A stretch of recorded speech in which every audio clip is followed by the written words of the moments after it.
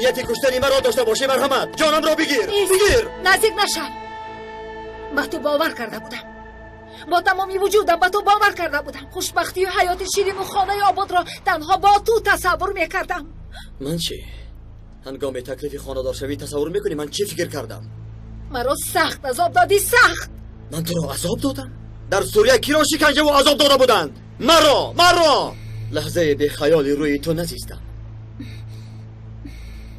چشمانت، تبسمت، چهرهت، همه این مانند ابر بهار بالای سرم بودند. من مرده بودم.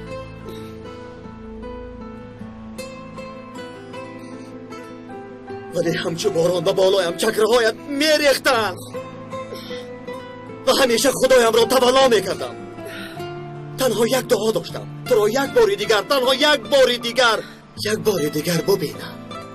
من چی؟ مانندی دخترکی که لختکش را بودم در میانی راه ماندم. از کار بر میگشتیم، یک جا خانه بنیاد میکردیم. نآمدی، اما همیشه در خوابم بودی. در خوابم با چشمانت نگریستم.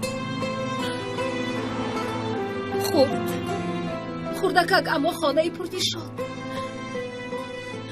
در خانه ای که بوی بهشت به مشام میرسد.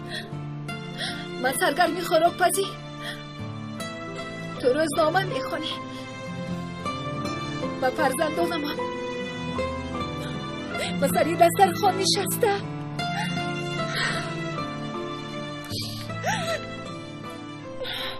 میخوایی که باز من اثری نو شکنجه بینم سومن؟ نه آخیر، تو را دوست داشتم، تو را دیوانه‌وار دوست داشتم. برای آن گفتم که این را بدانی. همه آرزوهایمان برباد رفتن، تنها یادشان ماندن سومن. اگر سلیم را نمیکشتی شاید به این حال گرفتار نمیشدیم.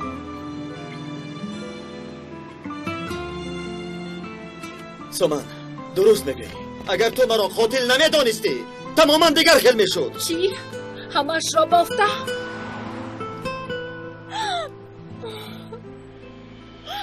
خدایا، این را برای آن میپرسند که سخت درد میکند، سخت عذاب میدهد. مگر تو این کار را نکردی؟ آیا قاتل تو نیستی؟ با چشمانم دیدم. آخر تو بودی. اما بدان که در اصل قاتل قلبی منی. بارک الله. باز یک جنایت دیگر بر سرم بار شد. آخر زنده بودی، چرا خبر ندادی؟ با یک نگاه دلم را بودی، گفتی بیا، اما خودت برا پرتافته رفتی. سپس خبری مرگت آمد، چاره‌ای نداشتم، تنها بودم. مگر به شوهر برآمدنت شرط بود؟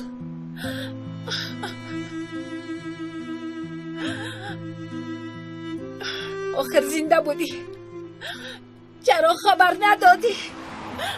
درست، از زندان، از حجره شکنجه دهید باید تلگرام روان میکردم. شخصی مخصوص، شخصی جسور عارف امیر، اما نهده برو. عارف امیره که برو شوندش خبر زنده بودنش را رسانیده نمیتواند.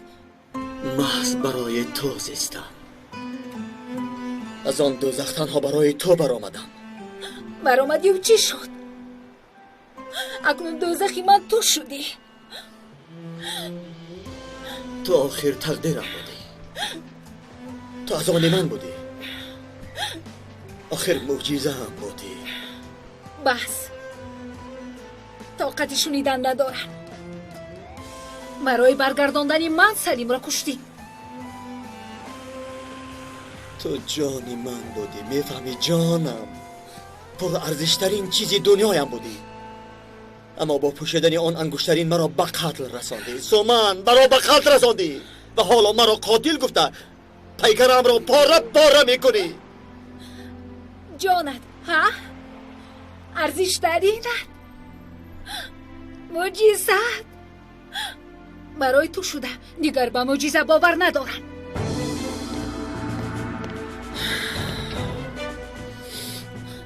سومن سومن تو چیکار میکنی؟ سلاحات رو پایان کن.